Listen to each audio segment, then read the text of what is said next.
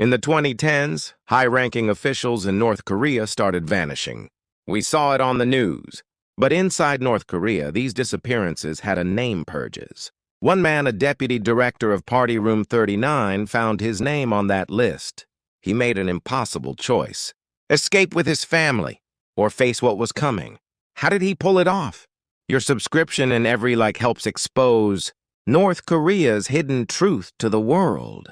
Mornings in Pyongyang were always calm. I worked as a deputy director in Party Room 39. Life was peaceful.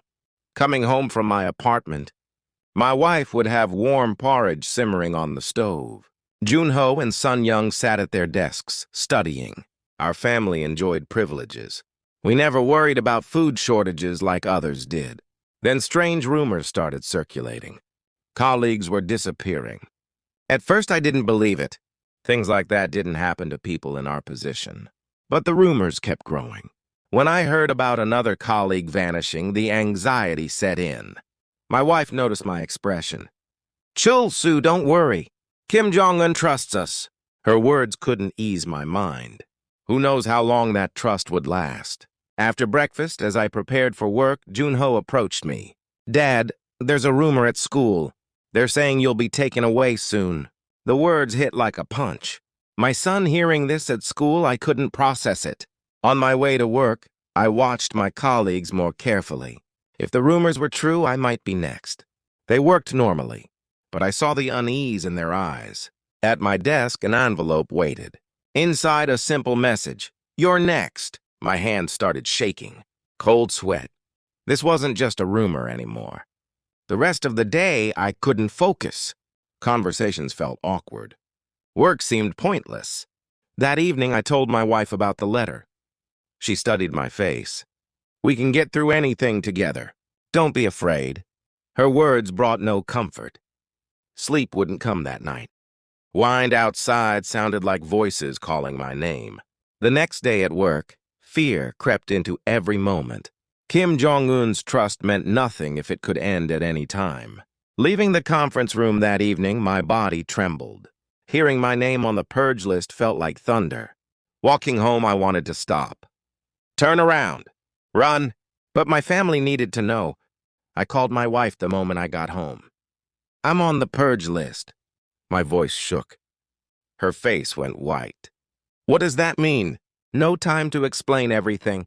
A purge meant the labor camps. Our family faced crisis in an instant. I called Jun-ho and Sun-young to the living room. Jun-ho was 15, Sun-young 12. But they understood how serious this was. "I'm on the purge list. We're in danger." Jun-ho's eyes widened. Sun-young burst into tears. "What do we do, Dad? Where are we going?" "We have to escape. Staying here puts us all at risk." My wife gripped my hand tight. The kids held each other. That night, we planned our escape. We needed money, food, a route out. I reached out to someone. I trusted a colleague who had a friend who'd escaped successfully. With his help, we mapped out our plan.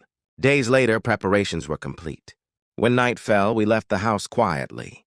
The road was dark, the air cold and heavy. I held my family's hands.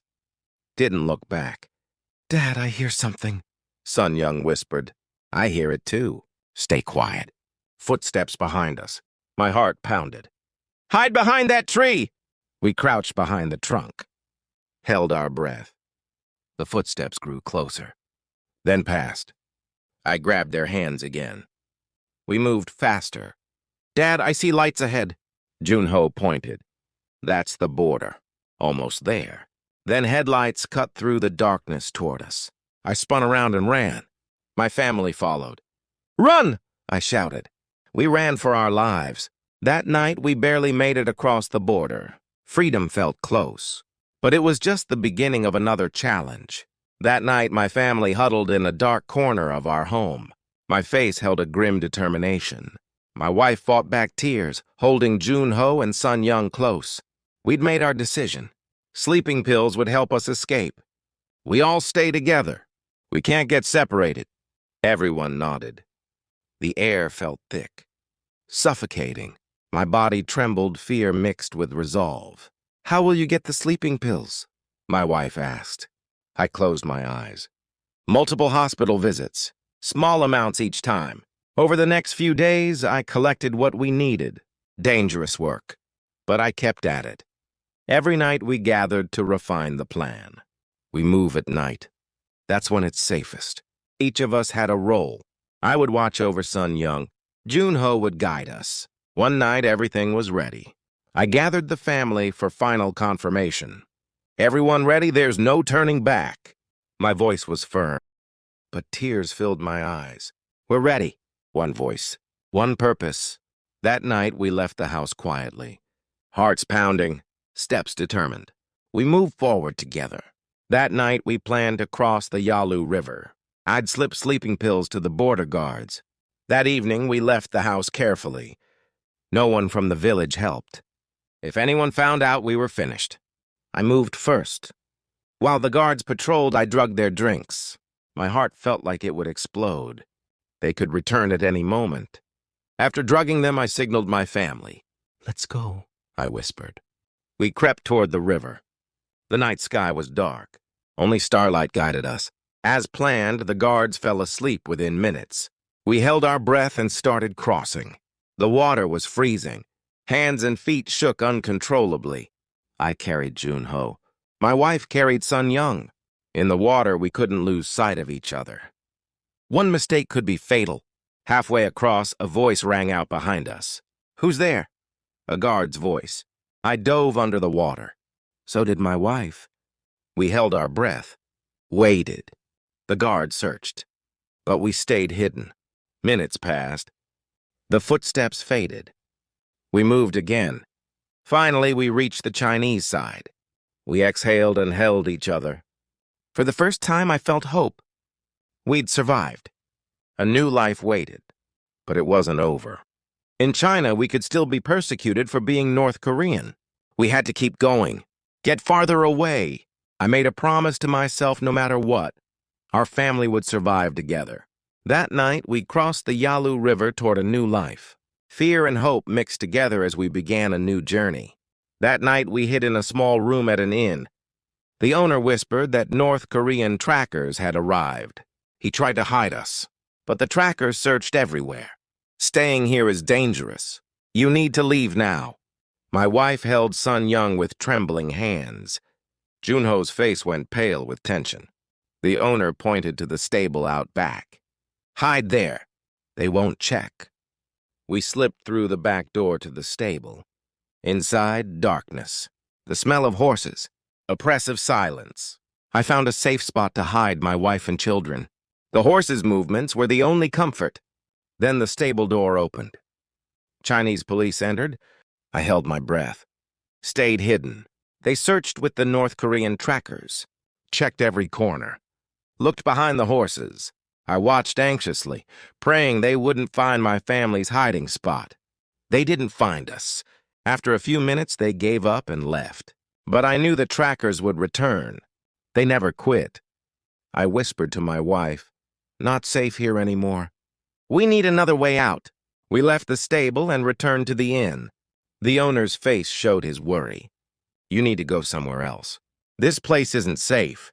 He helped us move to a different location, a quiet house in a small village.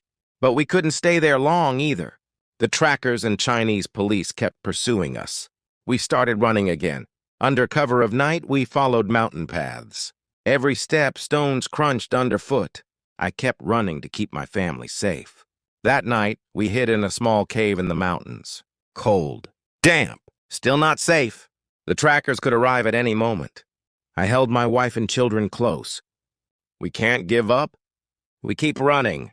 We started running again, following the mountain path through the night, stones crunching with each step. I kept my family moving. Then voices ahead, North Korean trackers. Tension spiked. "Hide, now," I whispered. We dove into a small forest beside the path. Dark. Cold. Air so thick it was hard to breathe. I held my family tight. The trackers' voices grew closer. I prayed silently. "Please, don't find us." They didn't. They passed through the forest and disappeared. Relief. We made it, but we keep moving. We started running again into the night. After tense weeks in Vietnam, our family finally reached the South Korean consulate. Grateful to the kind people in Vietnam who'd helped us rest and recover, we prepared to start a new life. Stepping inside the consulate, warm light greeted us. That light felt like hope itself. My wife squeezed my hand. Her fingers trembled slightly. "We're safe now," she said. Hope and fear flooded my chest. Jun-ho and Sun-young looked around with wide eyes. Jun-ho, at 15, already carried an adult expression. Sun-young still had a child's curious gaze. I stroked Sun-young's hair. "We're safe with Mom and Dad now." "Don't worry." She grabbed my hand with her small, warm fingers. Consulate staff came to greet us. Kind, welcoming. In the briefing room, they explained what life in South Korea would be like. Freedom to speak, freedom to work, safety for our children to grow up. Hearing those words, hope filled my heart. Days later, we boarded a plane to South Korea. My wife sat beside me, eyes closed in prayer. Jun-ho and Sun-young stared out the window, excited about their new country. At the South Korean airport, kind people waited for us. They welcomed us warmly, guided us through everything. Tears came as I realized I'd brought my wife and children to safety. Our family was starting a new life in South Korea, new language, new culture, challenges ahead. But we faced them with hope and courage. Life in South Korea wouldn't be easy, but we were free. Our children had a safe environment. That was the hope we dreamed of. Months passed since we started our new life in an apartment on the outskirts of Seoul. Sun-young played with friends in the small park outside. Jun-ho made new friends at school. My wife and I worked while adapting to South Korean culture. Opening the window each morning, sunlight poured in. Warm. Peaceful mornings we couldn't have imagined in North Korea. While my wife prepared breakfast, I read the newspaper. Articles about South Korea's freedom felt unreal. In North Korea, we couldn't even read newspapers properly. This felt like a dream. My wife set the table. "What are we doing today?" "Let's take Jun-ho and Sun-young to the park." The kids got excited and ready. At the park, they played. My wife and I sat under a tree, enjoying the sun and talking. We met other people, exchanged greetings. In North Korea, we'd pass others with suspicion. Here, everyone showed respect, warmth. Our family enjoyed freedom and peace in South Korea. The kids made friends at school. My wife and I worked and supported each other. Memories of hardship in North Korea, surveillance, famine still lingered. But now we focused on living this new life. Small talks with neighbors, our children's smiling faces, the freedom of daily life, these became precious treasures. Life in South Korea gave our family hope and courage. We were living free, living in peace.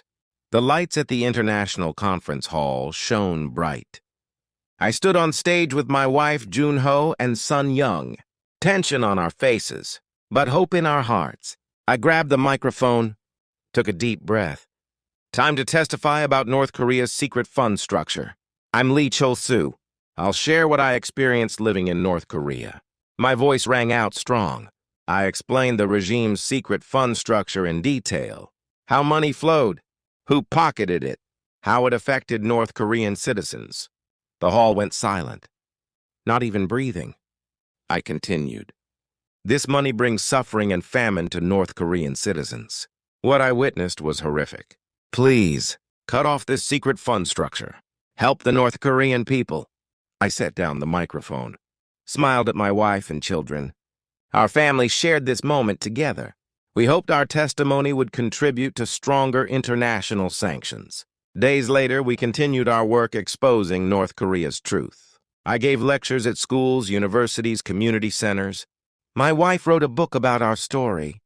Jun-ho and Sun-young worked on North Korea projects at school. One day, a student asked, "Why did you leave North Korea?" I answered, "I suffered greatly in North Korea, but I wanted to be a voice for North Korean citizens. That's why I left. That's why I'm here." The students were moved. They gave our family a big round of applause. In that moment, I knew our efforts mattered. Our family continued exposing North Korea's truth. I attended international conferences, shared our story. My wife published her book, reached more people with our experience. Jun-ho and Sun Young worked on school projects, told other students about North Korea's reality. Our family's work drew attention. Our efforts contributed to stronger international sanctions. I wanted to be a voice for North Korean citizens with my family. We achieved that goal.